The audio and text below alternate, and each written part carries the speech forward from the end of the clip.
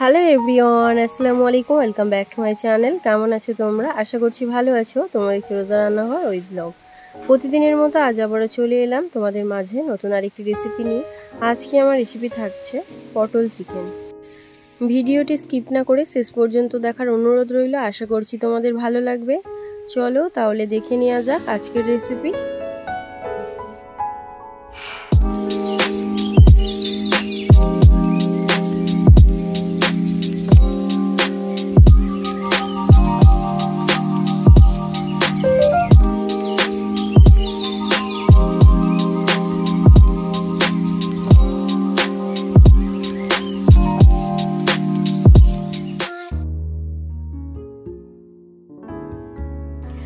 আজকে চর্বিওয়ালা মাংস দিয়ে পটল দিয়ে রান্না করব। তার জন্য এখানে মাংসটাকে ভালো করে ধুয়ে নিয়েছি।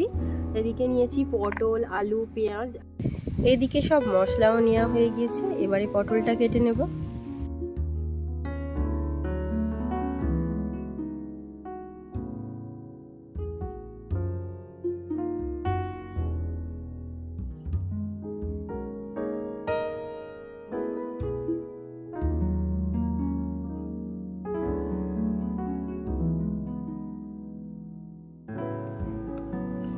এবারে আলু কেটে নেব।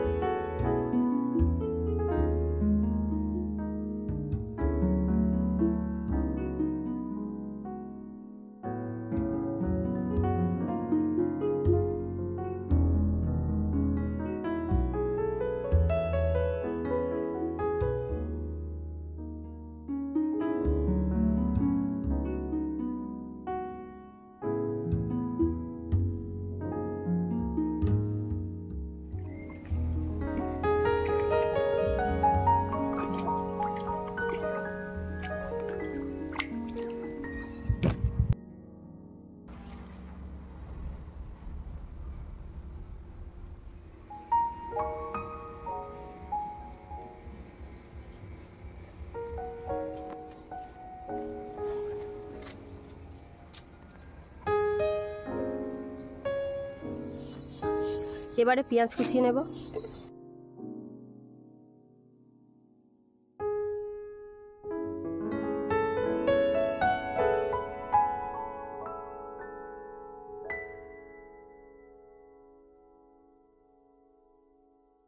এবারে সবজিগুলো ধুয়ে নেব। উনুনটা জ্বালিয়ে নিয়েছি। এবারে কড়াটা বসিয়ে দেব।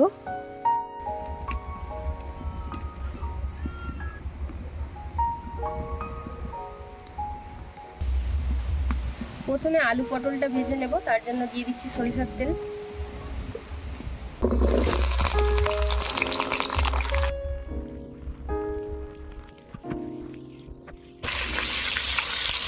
পটলে নুন হলুদ দিয়ে ভেজে নেব।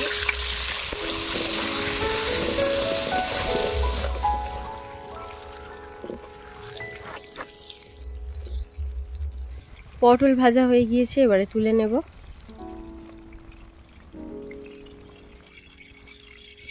এবারে আলু ভেজে নেব।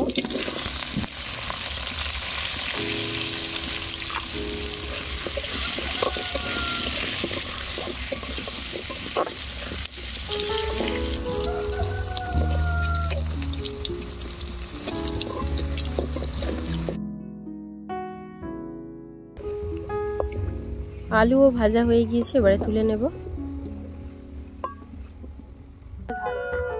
এবারে তরকারিটা বানিয়ে নেব। তার জন্য দিয়ে দিচ্ছি সরিষার তেল।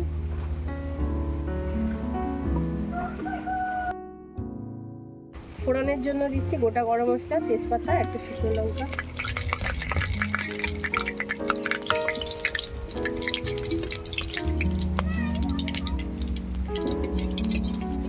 ফোড়নটা ভাজা হয়ে গিয়েছে। এবারে দিয়ে দেবো পেঁয়াজ কুচি।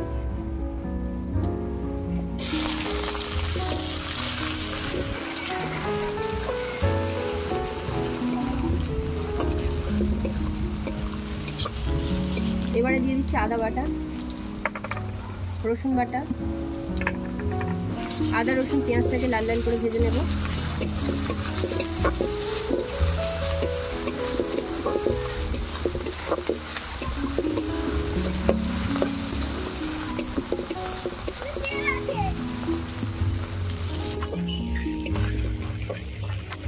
এবারে দিয়ে দিচ্ছি স্বাদ মতো নুন, হলুদ গুঁড়ো, লঙ্কা গুঁড়ো, জিরে গুঁড়ো, ধনে গুঁড়ো, মরিচ গুঁড়ো, অল্প একটু জল দিয়ে দেবো। এবারে দিয়ে দিচ্ছি কাশ্মীরি লঙ্কা,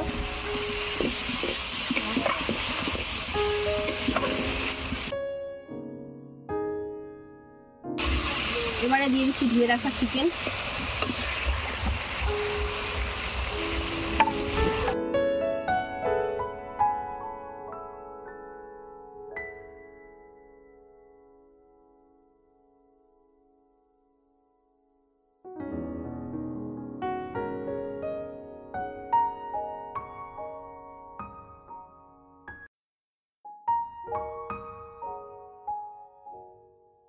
চিকেনটা কষিয়ে নিয়েছি। এবারে দিয়ে দেবো ভেজে রাখা আলু পটল,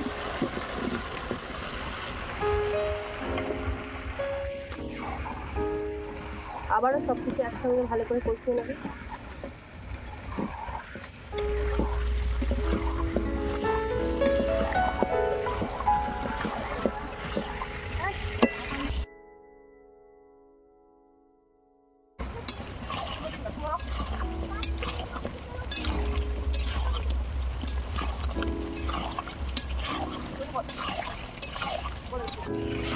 সব কিছু ভালো করে কষানো হয়ে গিয়েছে। এবারে পরিমাণ মতো জল দিয়ে দেবো।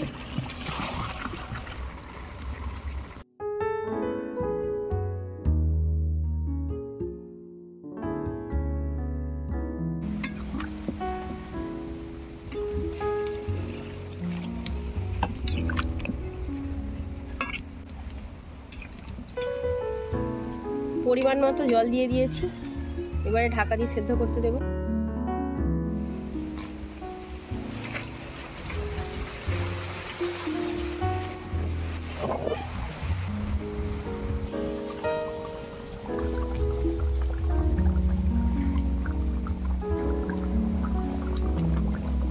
তরকারি হয়ে গিয়েছে। এবারে গরম মশলার গুঁড়ো ছড়িয়ে দিয়ে নামিয়ে নেব।